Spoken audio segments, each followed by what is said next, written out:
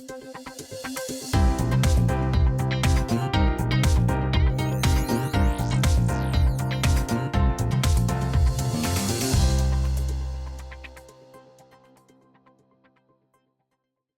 everyone, it's Noah here from iHollywood TV, and I'm here with the princess of pop music, the one, the only. I love her. I call her my friend. We're like the Insta friends and all that stuff. Debbie Gibson, what? Hey, Hey girl, hey. You're so cute. Yes, we met when I was doing promotion for America's Most Musical Family. Yes. And for those of you at home watching, like, okay, the way it works is I sit in this little room for hours and hours, and every 10 minutes I'm talking to someone else.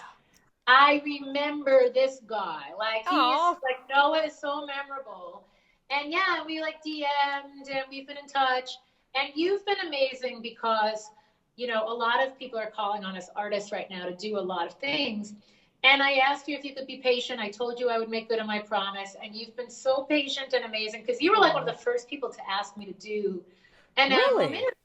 Yeah, you were like right in the beginning. And I had a lot going on. I just wanted to pace everything out. And here we are now. I'm going to pull you in a little closer. Yeah. Because I'm a little bit hoarse today. I don't want to shout. There we go. Get a little closer. No, don't be shy. Oh my goodness, look. And then Debbie was just singing, because, you know, we're going to have the Debbie at Home inbox. Hit it, Deb. Come on. Debbie's at Home inbox. Yeah. My DebHeads are outrageous. I mean, like, I've had, you know, these amazing people have been with me for over 3 decades. And, you know, the thing about it is like, when you have a long career, first you're really cool and popular and everyone jumps on the bandwagon. Then there's a bunch of backlash. Inevitably, people decide, I loved you. Now I hate you. They have to have this poll. You know, Taylor Swift talks about it a lot in her documentary, and I really related. And, you know, there was like a backlash against pop music in general. And so I went with it. It was like throw out the baby with the bathwater. So, but my diehard fans were like, wait, she's going to Broadway. Let's follow her. What's she doing? And then I did a lot of independent albums because I really wanted creatively to do what I wanted to do. And again, listen, my diehard DebHeads, I joke, they know some of my catalog better than I do. Like, they'll request for me to sing a song in a cameo video or like on an Insta Live or something. Yeah. And I'm literally pulling up my own lyrics. And by the way, there's lyrics to every album track, B-side you can imagine on YouTube. Like, you can find your own lyrics online. But I'm literally like, I've recorded, I don't know how many hundreds and hundreds or thousands of songs. I've written thousands. So it's like, I'm like scrolling. You've done it all. My memory's good, but it ain't that good. So they stuck with me when the trends have been up and the trends have been down, and you know, and so those are those people I'm sure that are asking the questions today. Yes, and I'm sure they probably have the cassette tapes. See, look, I showed Debbie this before we started. So yeah, look, young Debbie, Debbie still looks really young. I don't know what you do, Debbie, but you look great. So, you know, keep it going, honey. So, you know, like nothing but find good lighting, and my face still moves. I still have all my original parts. I mean, you look 30, really, you do. You know, so I think I just want to look like the best version of myself at this age that I can. Yeah. Is really my goal. I don't want to look 20. I've done that already.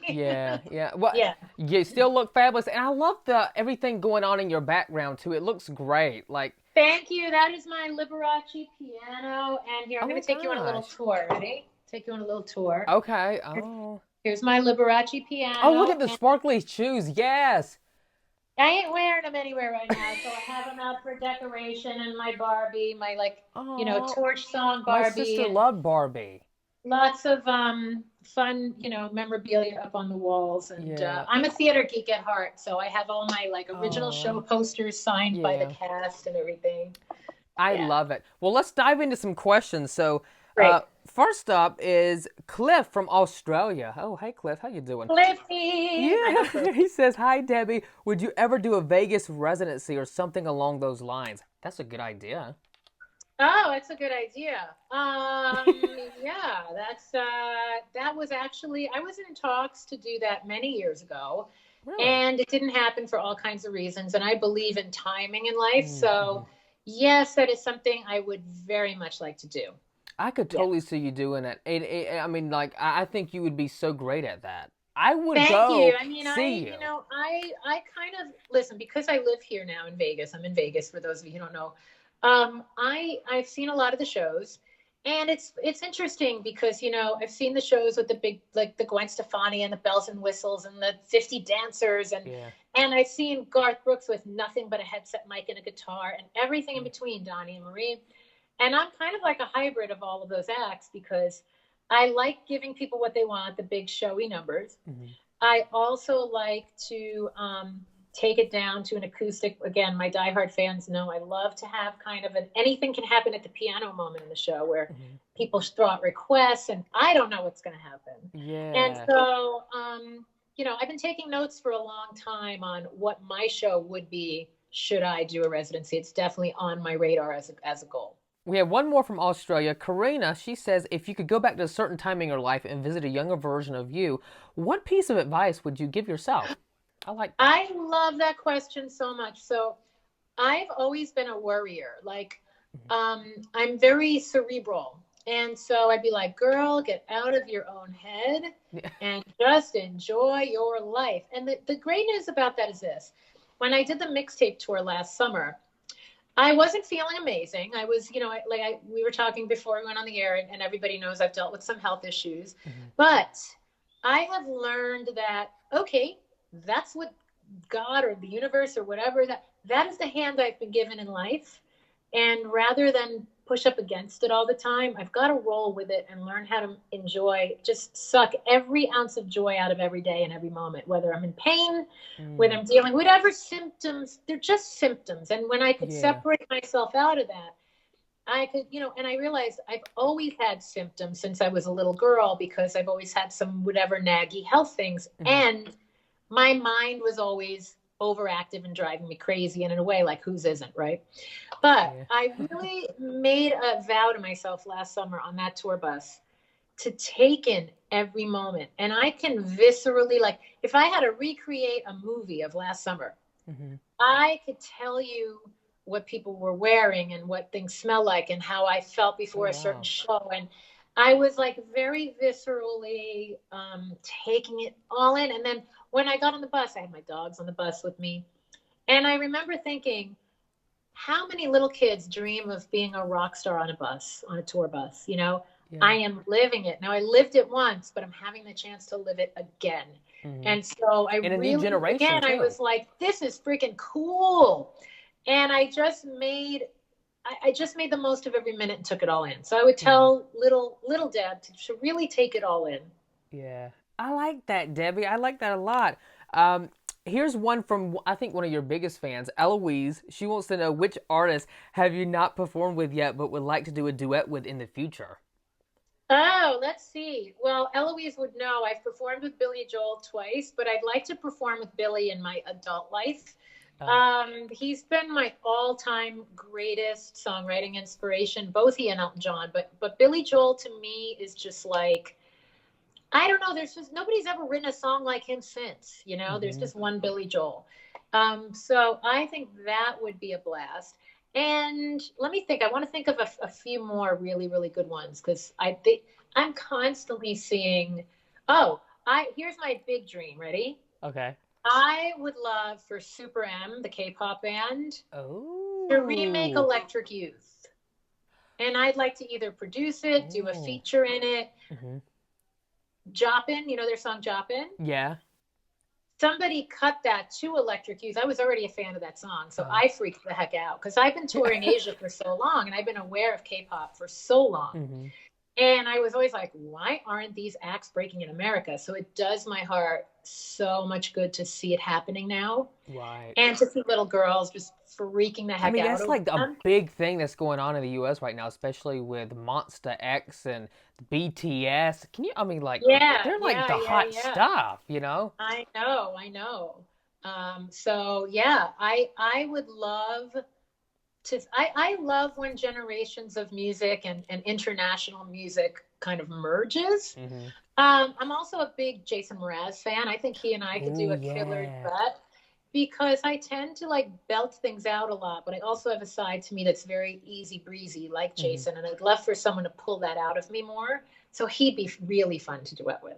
I like those. Those are good ones, Deb. Get Okay. all over the map. Yes, all over. But you know what? That's why I love Debbie, because Debbie just can't choose one. She has to choose more because Debbie has a big heart, okay? I love Deb, all right? Okay. Thank you. Look, I feel like I've gotten so close to Deb. Debbie, I'm calling her Deb by short, I love it. My good friends call me Deb. Do it. Really? Do it. All Yeah. good. Yeah. Okay, here's another one. Riot, he says, die hard Deb head since I was 6 years old. Oh, look, he's been a fan since he was a kid now. He is wondering if now, after the success of Peaceman and, of course, Girls Night Out, would you ever consider doing an all-dance album? Your piano and writing skills would bring such depth to the club and techno sound, he says. Okay, so number one, you just reminded me. I have a breaking news to announce on your show. Girls Night Out has just jumped to number 6 on the dance chart in the UK. That's great. So girls Congrats. aren't going out, but apparently they're going out in their minds because the song is a big hit there as well now on the dance chart. So yeah, so it's interesting. When this quarantine started, I was naturally making music, and it's easiest to make dance music kind of by yourself or collaborating virtually because you're not gathering the band. It's done obviously mainly with synths and programming. But as I'm getting into doing a lot more dance, I actually have 2 new collaborations with Tracy Young, a collaboration with Lars, who was one of the writers on 80s Baby for New Kids. And so I've been quietly working on that stuff. But what we were just saying, I'm not someone who can just pick one lane, because whatever lane you pick, like if you do a dance album, you're hopefully living that album for 2 or 3 years of your life. Yeah. I don't think that I could keep all of my new music, like my ballads and everything, under wraps for that long. So you know, the thing about my career is Lost in Your Eyes went number 1, and then Electric Youth was a hit. And one was a piano ballad and one was a dance pop song. They were so polar opposite, but they fit together because they're still me. And so I think I'm going to always continue to make my music in terms of like variety and being limitless in terms of genres, but the dance genre will be heavily, heavily represented on the next album. Do you think you would ever do like maybe a feature on for country music down the road? Yeah, I mean, listen, I can see Eloise is out there doing backflips right now because she loves country too. I've done writing trips to Nashville. I've been invited, like Garth heard a song. I sang him a little melody in his dressing room a few years ago, and he was like, cool. You've got to come to Nashville and write. Because I know, like, again, I'm a music lover. I love all genres. If it's a good song, it's a good song. And my mom, actually, when I was in my 20s, she introduced me to line dancing. She's a huge country fan. And so I found myself like in Denim and Diamonds in New York City and listening to a lot of country. So absolutely. Again, and it's funny, when I met Gwen Stefani recently, we were talking about, like, I was like, girl, I'm back. You guys could be sisters. Y'all look, I mean, has anyone ever told y'all that? She was like, girl, I'm on the country charts. And I was like, girl, I'm back on the dance charts. And like, so again, like, you can do anything in any genre at any age. I mean, to me, that's my message in general. So absolutely, I can see that. Brian says, hi, Debbie. What is your favorite meal to eat so I know what to make you when I become your personal chef?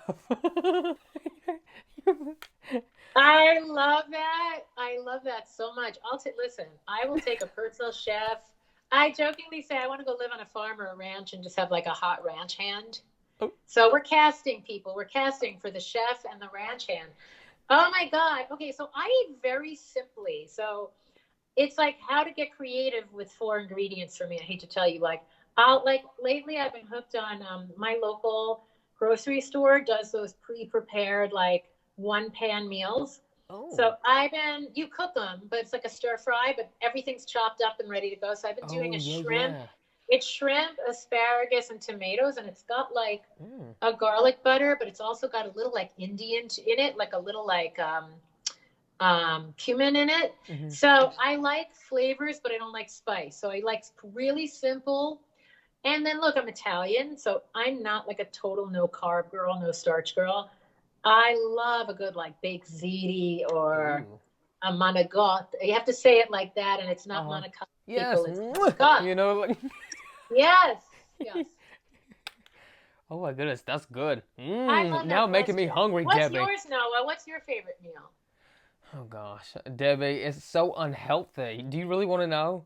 Listen, if you could get away with unhealthy right now, more power to you. What I've is been it? eating a lot of chicken and fries. Oh God, it's horrible, Debbie. That might not even make it in No, the but shot. how Hold old are on. you now? How old are you, Noah?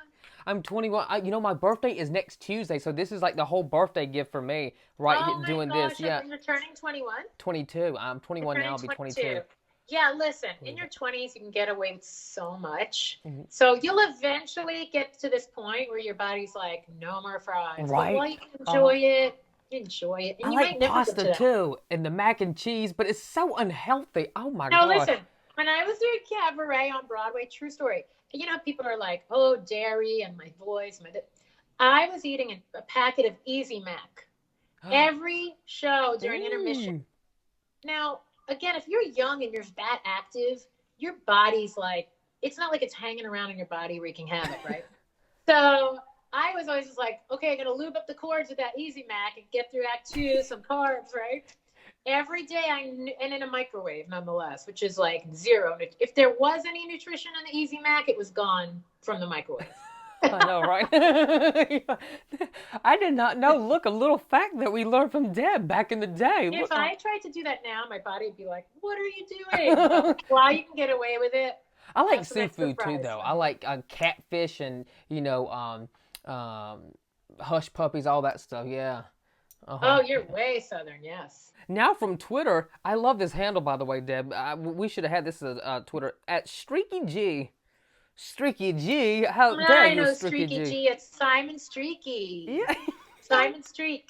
He says, "Hi Deb, my favorite of your music videos is Out of the Blue. How did the photo album idea come about?" Which I think I have it right here on a cassette. Yeah, Streaky G. Wow. And here's what's so crazy. Watch this. This is going to be like a moving interview. Hold on. Anybody who's seasick. Because that's such a weird thing that he brought that up. Because Uh-huh. I literally was going through pictures yesterday. And Really? look, yeah, hold on. This is so weird. Oh. So the director thought about, but I literally found pictures from that video shoot. BTS photos behind the scenes. Yeah, so there we are. There's our director. Uh-huh. This was the makeup artist drawing the face on my knee to recreate the album cover. Oh my goodness. And I don't know where they all are right now, but I can't quite believe that I had those like laying around and I feel like I Yeah. hadn't ever seen them. Wow. And then So the yeah, the polar director bear really or thought teddy of bear. that as a concept, and I thought it was so cute. Wee, sorry, on a tripod. And it was so fitting because I am a photo album fanatic. So yeah, I always love that little photo album come to life. It's a great question. Thank you. Yeah. Thank you, Stricky G. Okay, now Marche Luckett from Facebook, which this is kind of how Debbie and I related because you said you had a Hallmark movie that had your Hallmark movie boyfriend that was Noah. Is that right? Yes. Yeah. That's it. Okay. Yes, that was a character. Yeah. She says, "Hi Debbie, will you be starring in any Hallmark movies this year? I really like watching you in Summer of Dreams and Wedding of Dreams. Great movies." I would love to. I mean, the way Hallmark works is you kind of bring them ideas, and if it fits what they want to do for a certain season, they do your ideas. Yeah. So you guys like hound Hallmark. Let them know you want to see me back. I would love to come back. I love Hallmark. Yeah, they're so Love great Hallmark. too. It's like I think the one network where everyone can gather around and watch just great family friendly content, you know. And who doesn't love a good Absolutely. love story? You know what I'm saying? So It's amazing love stories. They've really branched out in terms of diversity, I would say, this past year, which yeah, made me really happy too. yeah, Diversity, inclusiveness. It's very important to me, like in terms of where I find a home, like a network. hmm So I've been kind of noticing that. I would love to do something with them. I'm so glad you yeah. enjoyed those movies. I loved making them. So Jennifer from Alberta, Canada, she wants to know where is your happy place to vacation at? Oh my goodness. Okay, well, here's that's a great question because, you know, right before Christmas, I took my first vacation that I had taken in years and years and years and years. Especially like years where I picked the place because I'd done other vacations where I was with other people and it wasn't my pick. Now, you might have thought I would have found a tropical beach or somewhere, you know, so, like quiet. I went to London. I went to London because I ultimately I am an active person. I'm a city person. I still would love to do a beach vacation, but I get Yeah. kind of bored. I loved it at Christmas time. I lived there for a year when I did Greece at the Oh. Dominion Theater in 93, 94. Hmm. But I had never just vacationed there. And I went to Harrods and I got hand painted Christmas ornaments, and I called it the Wow. No Scone Left Unturned tour. I ate every scone that I stumbled upon in the city. And it was like pouring rain, and I was in Notting Hill, and I was running around trying to find a cab or trying to get the app to work for a car. Anyway, it was very like adventurous and fun. I was constantly on the trains visiting friends like an hour out of town. And so I like having adventures like that. So that was one of my all-time most favorite vacations. Okay, here's another one. Eileen Morse Wright from Facebook. She asked, "Would you ever mentor any new upcoming talent?" So it's a great question. You know, when I first of all, I've always loved working with young talent. Way back when, from working with a Disney group called The Party, that I produced something for. I mean, and I was a kid, but they were even younger than me. And then I started a camp called Electric Youth, aptly, about 12 years ago in LA. And I did workshops and recording boot Ooh. camps. And I had so much fun with that. And then doing America's Most Musical Family for Nickelodeon, the acts constantly DM me. They go, "Hey, can you listen to this song? Do you have any advice?" The Melisizwe brothers, who won the whole thing, I've been in the studio with them recently before all this started. And Hmm. even as recently as 2 days ago, we were collaborating via voice memos because we co-wrote a song together over FaceTime that they're recording in their house. Yeah. So I absolutely love being some sort of, fairy godmother, mentor, co-writer, producer, whatever, to young talent. I just feel like I've been down all those roads that they're about to go down. Mm-hmm. And I never assume somebody needs my advice, but listen, I'm not preachy with my advice to kids. I'm very kind of like, I'm like their cool aunt. I'm not like they're like, now do what I say. Um, I just kind of like to impart things to them in ways that they don't even know they're getting something imparted to them. And so Yeah. hopefully it can save them some maybe mistakes, missteps, heartaches, whatever. My biggest advice to young performers, and the thing I try to impart to them and to their parents: keep your life as normal and sane as possible. Be a kid. Like, Yeah. kids who are thrust into stardom, it's like, the business is going to try to use you up, wring you out, toss you to the side, and they're going to be on to the next. It's your job, it's the parent's job to protect that kid, that human being. And my mom did a great job of that. My mom was my manager for 25 years. She was really like the original momager. Mm-hmm. And, the momager gets a bad rap because the mom cares about their kid. Their Right. kid's not just a dollar sign to them, Mm-hmm. as a kid is to a record label quite often. And not all record execs are bad. Right. There are some Yeah. great ones. But ultimately, they deal in numbers. Yeah. And the days of like, again, I'm sure there are a lot of them out there. Um, I do hope there are record executives out there that deal in humans, protecting the human being. I Because the agree. matter is, someone might have to cancel a tour. Well, you know what? If you're going to have a 50-year career, canceling a tour is not great, but it is not life or death. If you have Mm-hmm. to cancel the tour for the good of your health for the next 50 years, for your voice, before you go have a surgery, before you go take pills, before you go, take a break. But there's usually nobody around to say it's okay. It's okay to be human. It's okay to be sick. It's okay to need to rest. And so I'm very, as you can tell, very passionate about imparting that to young artists and trying to help protect their sanity and their health. Yeah. And lastly, Alfred Mina wants to know, what is one thing on your goals list that you hope to achieve? Hi, Alfred. How are you, my friend? Oh my gosh, there are so many things. Like, before the quarantine started, I was back in tap lessons.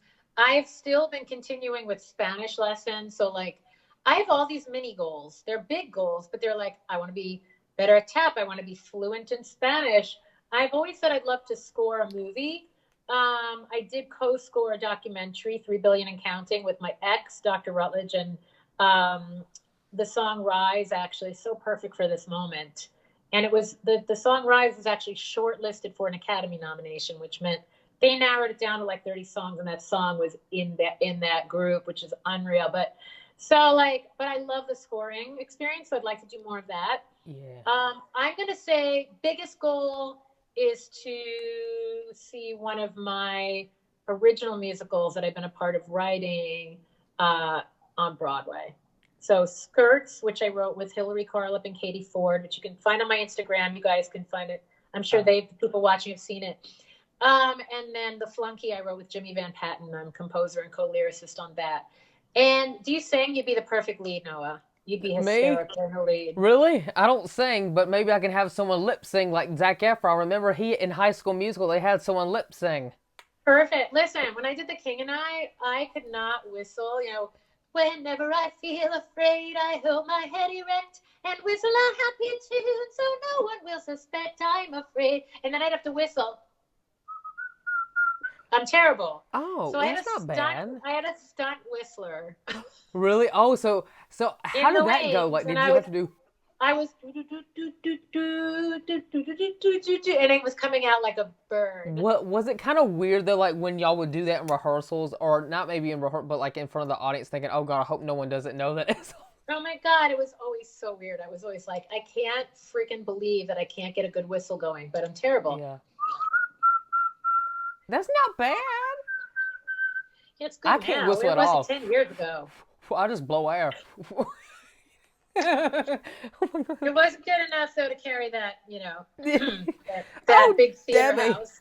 This has been fun. I've enjoyed this. Well, that's the Debbie's at Home inbox. Maybe we can do this again if it goes swell and everyone, watches this and they like it very much. We can all do it again sometime because I think this is kind of great. It's a little in-depth, like I was saying, with Debbie. I'm like, look, you're giving us inside the actor studio, but I just wanted to do one thing for you before we finish because I know you have a birthday coming up. Here we go, everybody join me. You're so sweet. Happy birthday to you.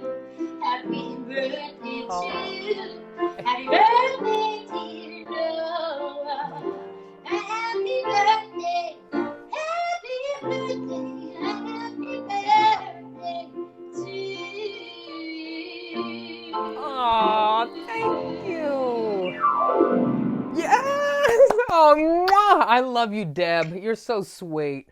Thank you, Noah. Have a happy birthday, my friend. Thank you. And this was so much fun. Thank you guys for all your amazing questions. This was really fun. Thank you guys for sending those in. Okay. Thank you so much for doing this with me. It was a lot of fun, and I hope you guys enjoyed watching wherever you consume your TV watching these days. There's so many places you can watch stuff online now.